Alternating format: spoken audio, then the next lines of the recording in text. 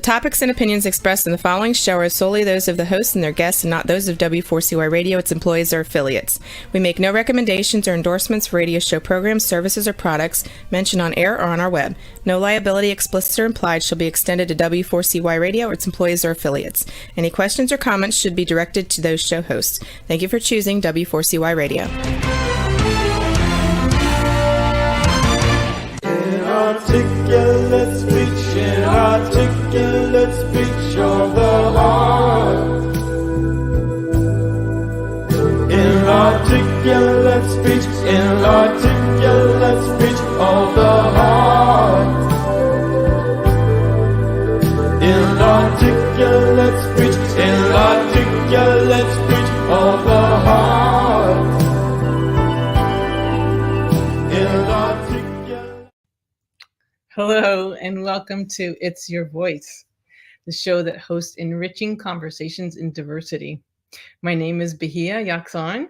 I'm a core alignment coach, an emotional wisdom training specialist, and a diversity, inclusion, equity trainer. And I am so delighted to be able to have this platform, which I use primarily to share and showcase voices from representatives from groups of people who have historically been marginalized in the US and other parts of the world. And I learn something every single week, and I'm expanding the diversity to include more and more topics. Like this, I will have some upcoming shows on neurodiversity, and we'll be hearing from families who are parents of children with various special needs. We have had, I want to mention it. I have an Instagram called It's Your Voice Show.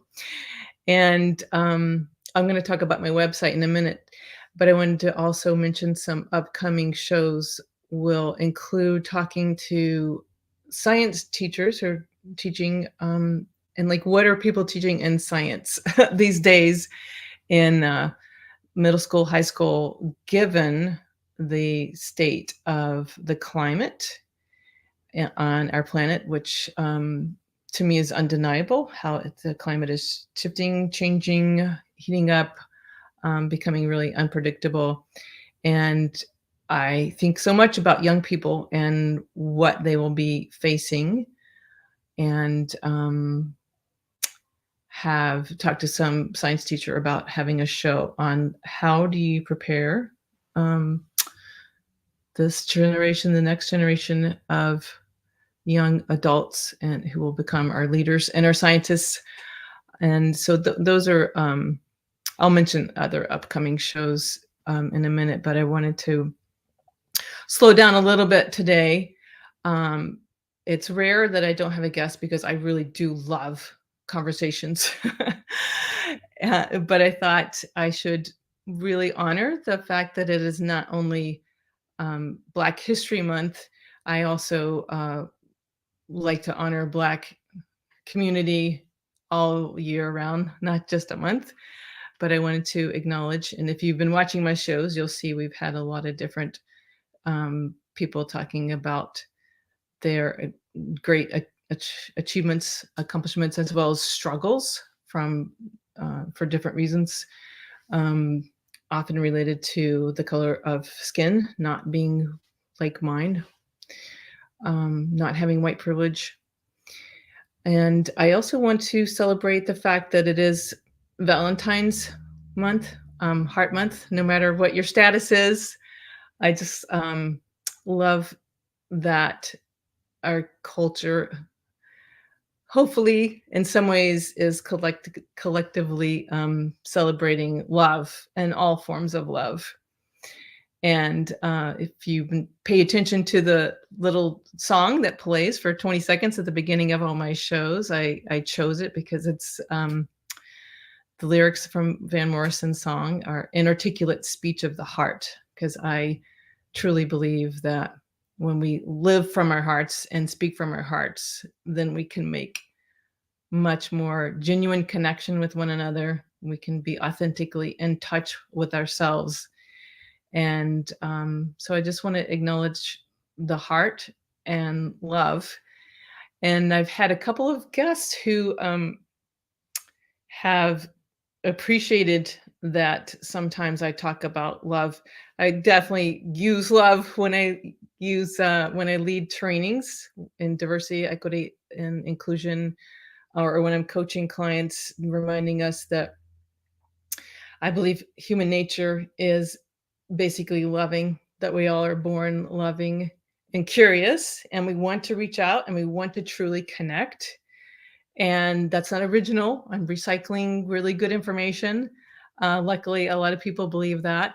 But I think it's really easy to get out of touch with that because of all the incidents and accidents that happen to us in our lives, because of conditioning that we're exposed to, much of which is not helpful, some of which is for survival. And our models have to teach us certain things, and then other attitudes we learn either consciously or unconsciously that teach us to separate and divide and get out of touch with our natural ability to love. And that's why the title of this show, if you happen to see it, is called Love Like You Did as a Kid.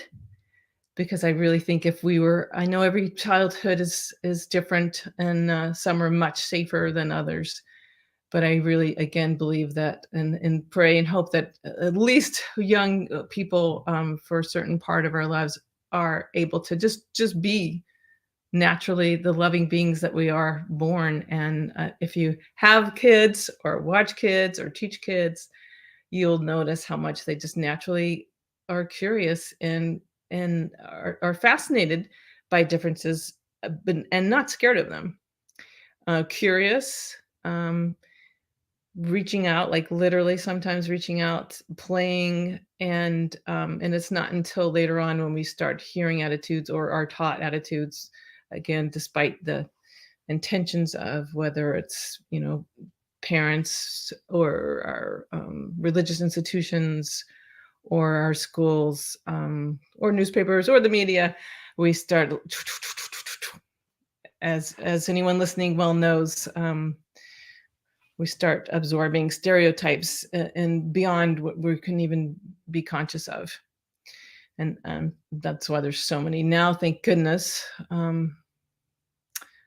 Now so much more awareness and trainings available to help people become aware of our biases and how they cause damage, when they're negative biases, and harmful not only to other people but to ourselves when we just keep carrying them.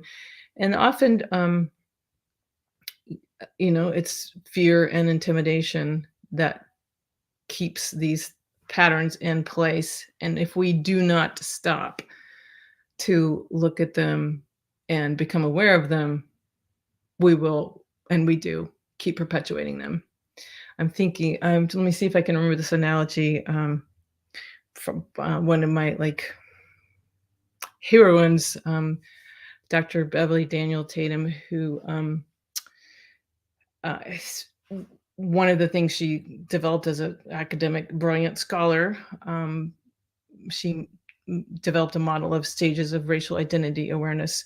And I was fortunate enough to hear her speak recently, and on a Zoom meeting. And I think the analogy was, these patterns of biases that are still ingrained and systemic, and which, thank goodness, again, so many people are trying to understand and look out and step out of, to do better. Or it's like going against, we're not only like on a conveyor belt. I think of those conveyor belts, is that what you call them when you're at airports, that move you forward. She said, if we don't turn around and start walking in the other direction, we're just going to keep moving with the patterns of oppression, and keep agreeing to helping things go on the way they are, that are still need to undergo change, and are just beginning to undergo change in some arenas. So I wrote an article that was published in Choice, the magazine of professional coaches. Was published this fall, and it was called Love Like You Did as a Kid. And it's very honored to be published by Choice, the great people, um, published in Canada. And in that article, I shared how much it means to me to remember, because none of us are perfect, none of us can always be present, but to remember our basic human nature and to utilize that and remind other people when I can, where I can, that we all really kind of that's really the happy place. um, Acting out of love is so much better, right? Than acting out of fear or um, or worse, like perhaps hatred and anger. And again, I think I, of course, have to keep working on myself and reminding myself. But in the article, I also shared analogy from I read a lot. um, One of the most powerful books I read, I don't know if it was within this year, not long after it was published, was Caste, The Origin of Our Discontent by Nobel Prize winner Isabel Wilkerson, who's just a phenomenal writer and did incredible research. That book is so behind me on my shelf behind me. And she talks about, she uses some very illustrative analogies.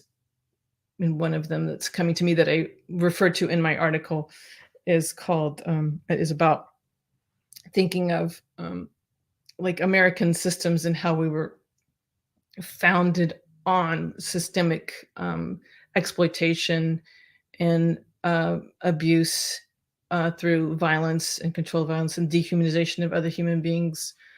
Um, it's like makes an analogy between America and an old house, and if we don't go and tend to what's underneath what is in our foundation, and the longer you ignore it, the more and just it's not going to go away unless we really, really um, confront it, confront our own patterns.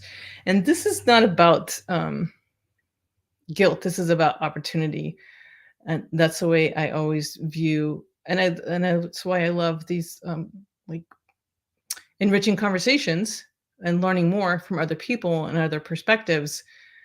Not so I feel bad about that my life has been better than a lot of other people, and it has been simply by the color of my skin, but to learn about what can I do about it and how much have I thought about it, and when and where and how do I carry guilt? And if I do, guess what? I can do something about it, because that is just another barrier between me and people who I know have been less fortunate than I am. And again, not to group everybody, and it's not all like one culture of fear.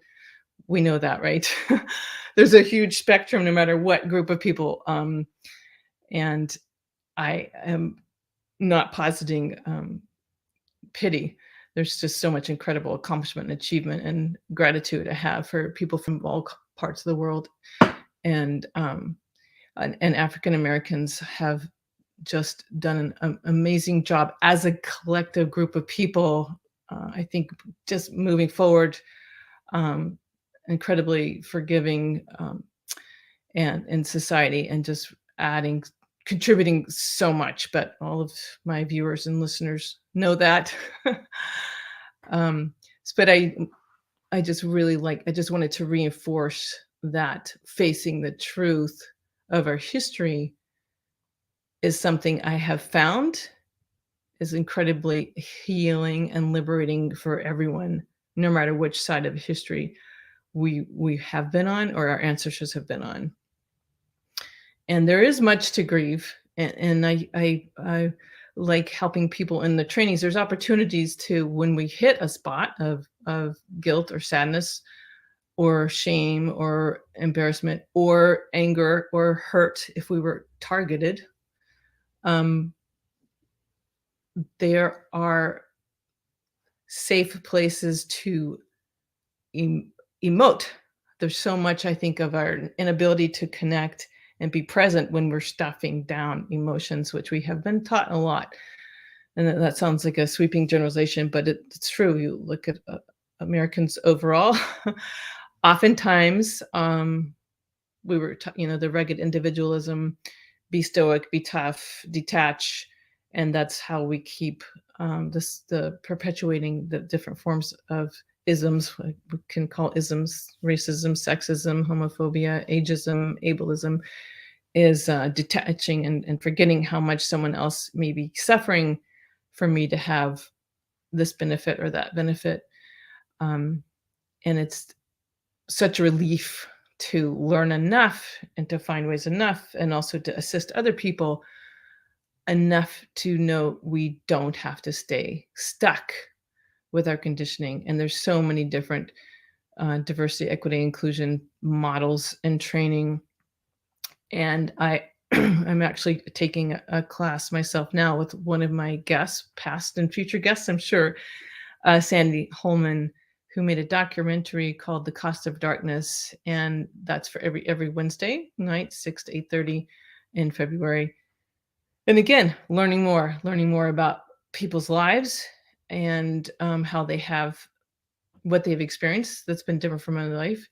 And Sandy really goes into systemic change. How can we all, I think we all like to believe we're influencing people to take awareness and skills of inclusion to wherever they go after having any part of our lives, after gaining more awareness or going through a training. And I just love Sandy's work is so in depth and tremendous scholarship and historically based and also dealing with current times. And she does phenomenal work through a documentary that she doesn't just show, she shows sections of it and processes it and then educates and then shows other sections of it. And I'm really looking forward to part 3 tonight. So I wanted to also mention my forte seems to be as a diversity educator and helping people expand inclusive consciousness is around people being able to actually communicate with others. And I know that we often teach what we need to learn. And I certainly feel like I'm still learning about communication. It's not always easy. And it's like, okay, apply the skills that you have been studying and creating for a couple of decades myself. So communicating across differences, I really have been working at that really my whole life, having been born in a family with mixed heritage and 2 different religions, and then two different countries of origin and different languages. And it really was a tremendous education and seeing like, okay, sometimes my mother's not understanding my father, sometimes my father's, and it was really becoming aware of like what were like, cultural clashes or paradigm differences. And that was just surely it's no accident that I became someone very interested in how do we communicate across differences and through differences. And because I see it's really difficult sometimes, even when people really love each other. And I studied a lot of communication techniques and, transformation and conflict transformation. And then I had the great opportunity over a few years to develop my own model of communication, which I apply to almost every one of my classes. It just comes into it because people get to a place of, as they're, choosing to become more aware of our unconscious attitudes, which influence our actions, which are not inclusive, then we remember particular things we said or didn't say, when we wish that we had said it, or we wish we'd known to say it, or we wish we didn't say that, or things we witnessed, or things again we experienced if we were targeted, if we were on the targeted side. And so the communication method comes into every single one of my classes, really. And it depends. I mean, that our signature work is a weekend retreat because that gives people tremendous amount of time. I'm sure post COVID, we will have our signature retreats again. We do have a beautiful place and a beautiful plan for a 3-day retreat, Friday night through Sunday morning, this July in Maine with a wonderful co-facilitator, Mingguan Sapiao. And we're just really hoping that can happen in person. In the meantime, like a lot of other people, we figured out how to deliver online um, for the trainings. And also, I want to step back a little bit to talk about the coaching because it really came into my life years after I had been working on how do we become more aware and what do we do when we have our awareness. I'm very much an action based person. I think it's great and very important to get the framework and the analysis of systems and oppression and how can we stop and change systems so that there are more opportunities shared, so we make up for gaps in educational opportunity for people who didn't have them before, and without um, taking the world away from people who are used to having it. It's kind of like being big and sharing. And it's I'm laughing, but it's really hard, and I'm sure a lot of you know that defenses and fears come up and panic about the idea of like sharing or providing or opening up access, which I think I like to believe collectively we're seeing that it actually really benefits everyone. So I came into coaching through Kate Michaels, who founded the Core Alignment Coaching and later the Emotional Wisdom Training Institute, who I love dearly and appreciate greatly because she designed this form of coaching, which uses neuro-linguistic programming. And it's simply, not so simple, but simply a matter of asking people questions that have been shaped there. Thank you for that. Website's right there, emotionalwisdomtraininginstitute.com. Kate Michaels is awesome. If you ever go check out that website. If you ever get to have an appointment with her, you are one lucky person. And I loved her style of coaching because it really augmented my diversity, equity, education programs because of the emotional wisdom training aspect, especially. And some of it was when I teach and taught. I always tell people, use your own critical thinking. I'm going to tell you the framework I use and how I'm navigating my way around the world and trying to make life better for everyone in ways I can think of, and encourage and support other people in gaining these, cross-cultural communication skills, awareness, and how do we develop different behaviors. And the core alignment just came in with this. I just love that Kate Michaels called it emotional wisdom training because that's what we were trying to do, but to say it explicitly was like, oh yeah, using our emotions wisely, learning to respond rather than react. And so much of perpetuating stereotypes and patterns that hurt other people come about when we just react, trigger. Um, and the idea of actually, oh, it's teachable. It's a teachable skill to know that you're okay, to feel secure, no matter who you are, about yourself. And a lot of this is beginning with people who are on the learning side from how have I been perpetuating a form of oppression when I'm such a good person? It's true. We're all good, loving people, but we can learn habits that hurt others. Some of it is accepting and believing and knowing that you are good and it wasn't your intention. It was just behaviors that we learned. And we can truly, those big emotions that can get in our way because we don't want to be harmful. We don't want to believe we're perpetuating any kind of, um, you know, pain or we don't want to think we have more privileges. And there's a lot different kinds of privilege. There are people who are very without resources, very poor, who of course are white, and we have some privileges in some areas and may not have privileges in other areas. But back to the emotional wisdom training, I think a key initial part of it is helping people feel accept who they are, accept we didn't create the mess that we were born into. But guess what? We can make things better. And instead of getting stuck on like, hey, it's not my fault.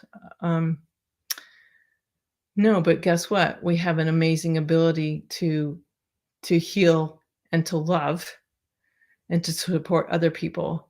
And listening is one of the greatest things we can do. Listening to people, believing them, hearing their stories.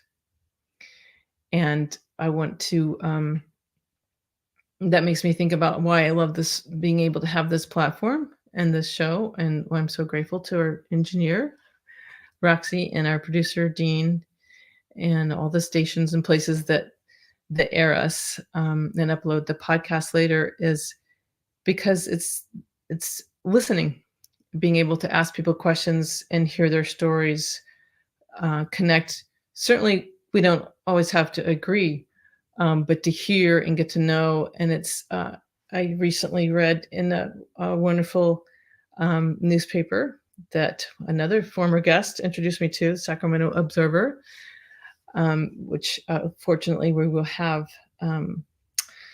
the current head of the newspaper on our show soon, who'll talk about the family legacy of running and printing a really phenomenal news service for the Black community, for all of us, about the Black community in the Sacramento area and beyond. It's a great newspaper, and I really look forward to that show too. That will be Larry Lee, one of our future shows. We don't have the date for that yet. And I am trying to remember where I was going with that. Anyway, it's another great resource that I learned about through this show. That's probably where I was going. I also, while I'm thinking of resources, if you have not found Push Black, I highly recommend that. I've been following them for years, and I think you can choose daily or weekly.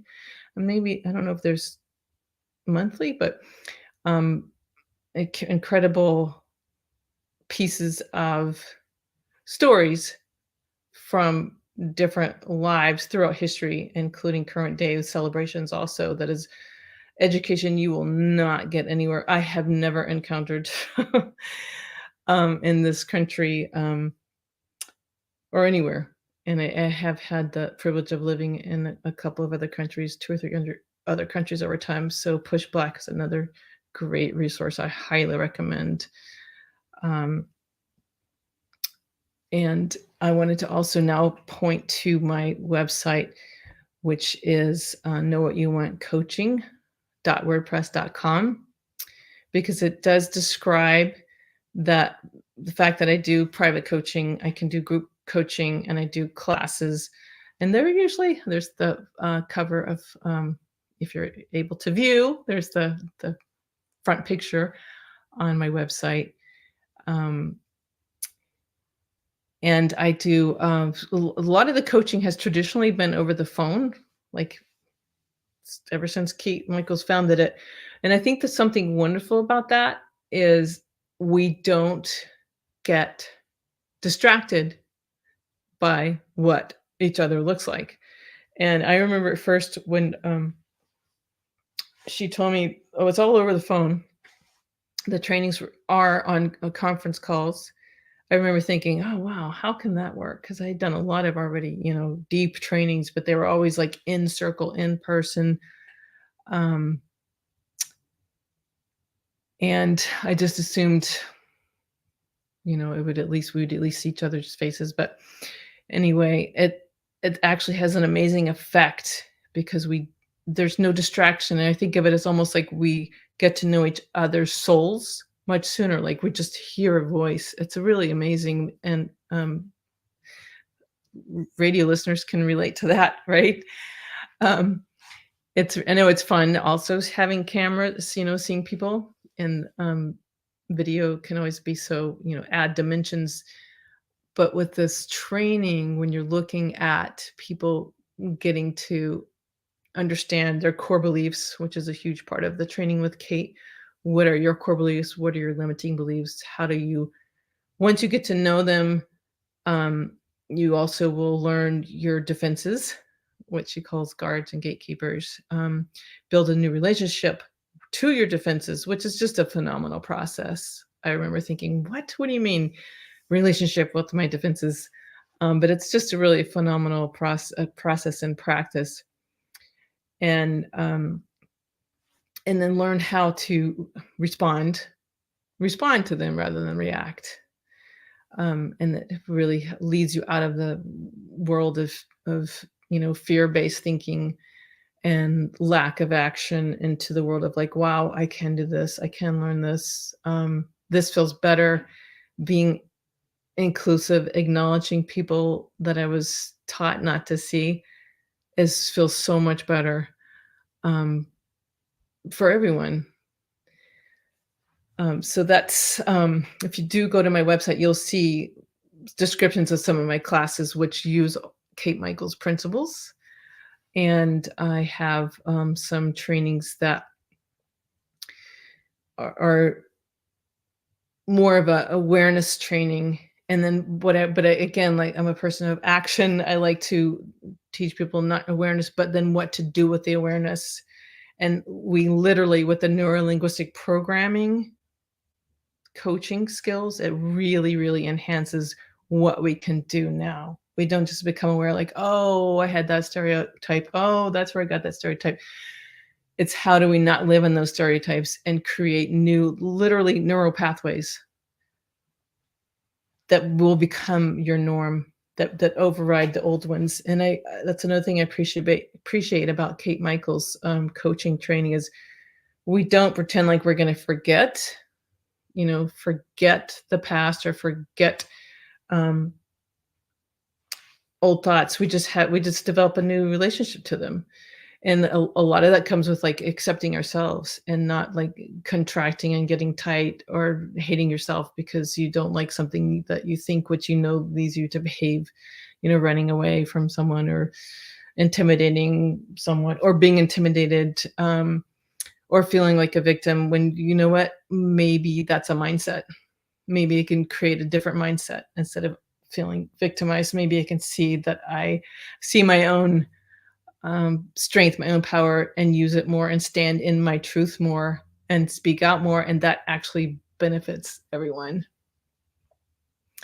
So again, some of those, like one of my classes that you'll see on my website is called Let the River Flow, which was originally supposed to be 3 weeks. And it was very useful. So people requested, well, can we do 3 more weeks? That became 6 weeks. And I honestly think that class went over 2.5 years because it was so incredibly helpful. Almost every week, sometimes we take a break for a holiday or something, but it's so helpful because there are not many places where we can let the river flow emotionally. Like, doesn't necessarily mean you're laughing, but it means you can allow your emotions to come out without feeling judged or ashamed of yourself. Even if you feel like you're expressing like a bias, but like being able to say it out loud and say, this is why I have this. No, I still believe it. And just like talking it out, feeling it out in a supportive atmosphere, which is also, I want to add, I used the word safe before, but there's been there are also some really great articles and people talking about we have to, especially if we have been living on the side of privilege and relative safety, we can be so spoiled that we don't know what it's like to live day to day to day to day to day not in safety, fearful of your own life or for your children's lives. I also interviewed people this past year who shared about Asian American hatred and experienced hates and insults and worse during the pandemic. And when we're not used to having that kind of safety, it's amazing how our defenses can be so strong.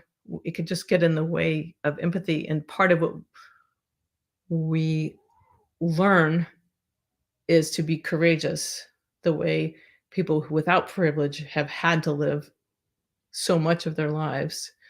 Again, these are generalizations, but they apply overall to the different groups of people.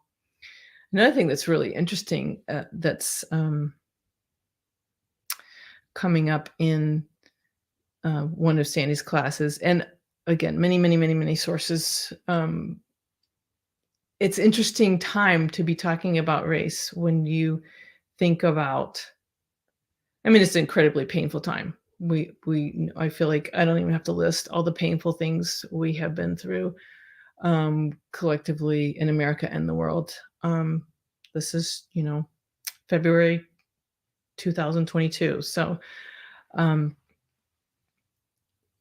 so much has just crescendoed. It feels like much around race that surfaces because of the pandemic and because of videos filming horrific acts of horror and tragedy and murder.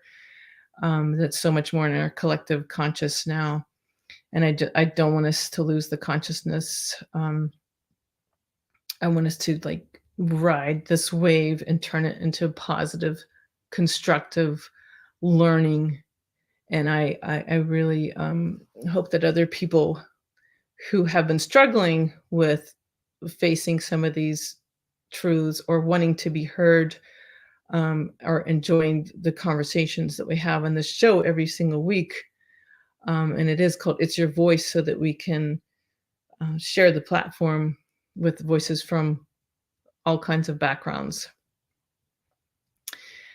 And I just wanted to see if there was something else about, there is a calendar. You can make an appointment with me, give me a call. We can just do a free consultation to see if you're interested in private coaching or group coaching or a training for your organization. I know I'm so happy that I believe I can say this on air.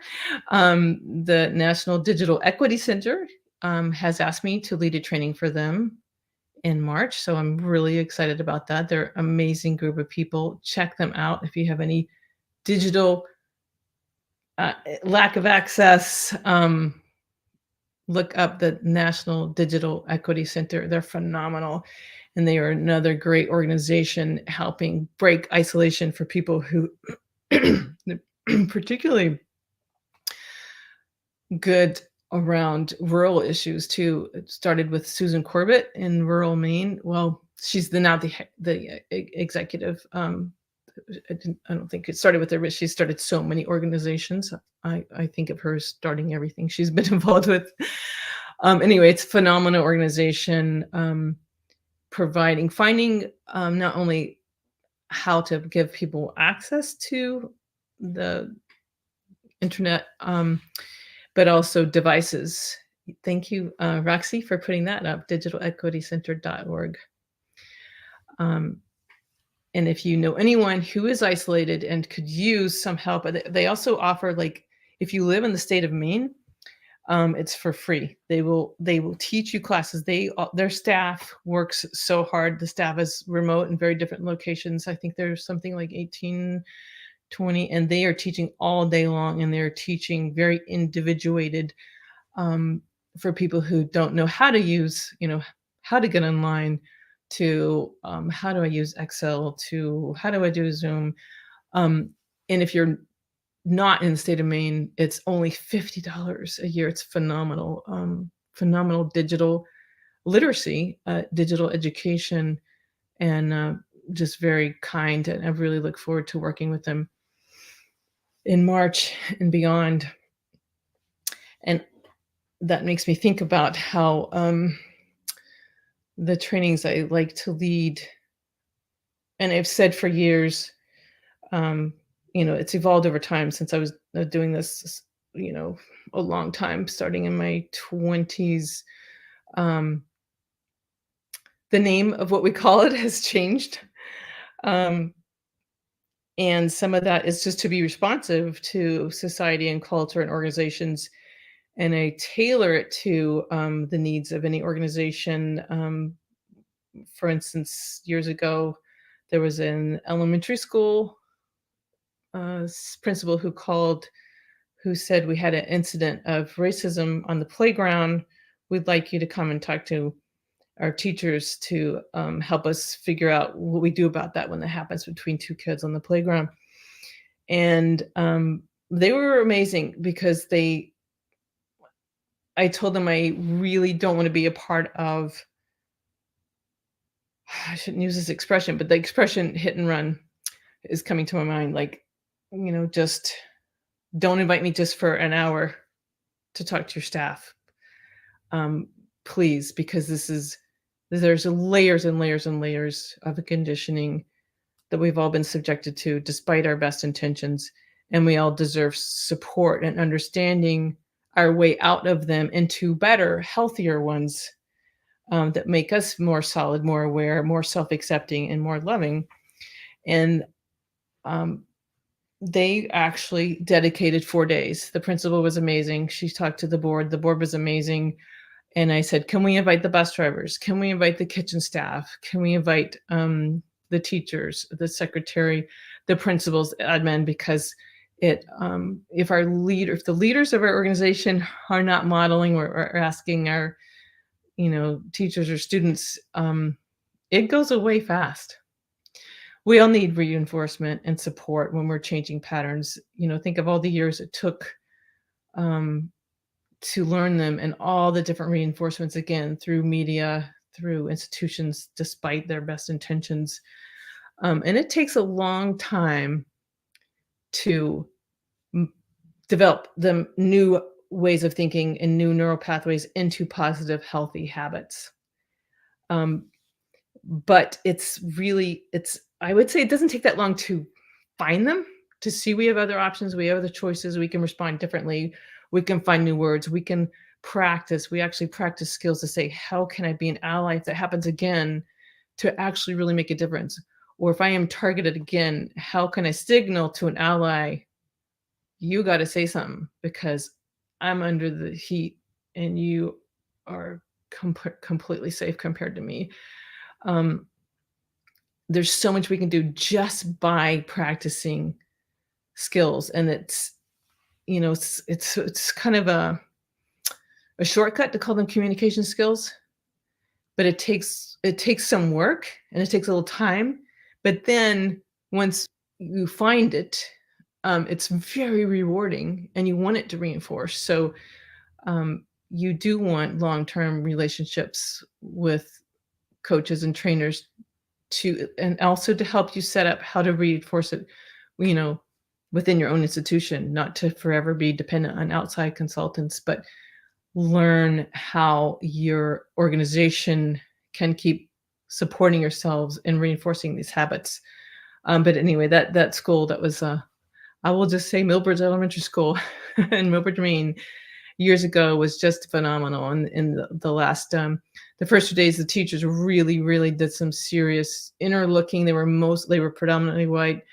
They were also predominantly working class and really identified with class issues and being looked down upon by people with a lot of resources and people who came from out of state. And there was a general sense of like that, if you haven't heard the term from away, people judging and being condescending towards local people. And then in turn, local white people not acknowledging the indigenous people who been there for at least 10,000 years, if not more. So we all have things to learn. We all have had places where we've been hurt. We all have places where we can heal and we can support others in healing. And I want to just say that coaching is really empowering. I love it. It energizes not only the person being coached, but the coach. Like it's just a natural high, because you go to places, we ask questions, you answer them, and then you hear yourself say things you never recognized before consciously. So it's a wonderful thing to do, to be coached, to get coached, to coach. And groups work. I like small groups, 6 to 12. I've led trainings with up to over 100 people, but then I have a lot of assistants or colleagues who will divide into small groups and affinity groups. I like to work with colleagues of color who have had same experiences as people who have been targeted in ways that I have not been targeted. So I highly encourage you to check out knowwhatyouvantcoaching.com. There's a way to make an appointment with me. We can schedule it, and no charge for getting in touch and talking and figuring out what we can cater for you. So that's knowwhatyouvantcoaching.wordpress.com. And we have a couple minutes left, and I just want to mention some of our past shows, because they, every single guest has been really valuable. And we had one show that was honoring veterans, and it was just beautiful people from different branches of the military with different stories, different experiences. One was an amazing pilot who was a woman who she loved flying helicopters, but she had to leave because there was so much discrimination against her as a woman. And she is one tough woman, but she did not want to spend her life, just her career, being berated and badgered in the way she was. That show you should check out. That was around November 11th. And the very first show I did was just a podcast with a climate resilience engineer named Dr. Kwabena Asante. Very enlightening. He's helped design infrastructure for parts of the world in other countries that have already become desert. So, and then Dr. Jerry Wong talking about the pandemic and anti-Asian hatred as a provider. It's amazing what my guests have been willing to share. I'd love to hear your voices. You can email me at byakzan, BYACKZAN @gmail.com, or just make an appointment through my website. And in some future shows, again, we got some science teacher talking about climate resilience and how they're teaching young people to become engineers and creative thinkers, how we're teaching history now with more truth in some schools. Neurodiversity. And we're going to have an amazing conversation between 3 men who call themselves brothers of 3 different faiths, a leader from a Muslim community, Dr. Reverend Pastor, and Rabbi Greg. I really look forward to that. That will probably be in March as well. So thank you so much for listening. Thanks for tuning in this week. I love to thank our engineer, Roxy. Thank you so much, Roxy. Dean, the producer, thank you so much for all you do. And to all the listeners and viewers. And be sure to tune in next Wednesday at 8 p.m. Eastern Time on W4CYradio.com or Talk4TV.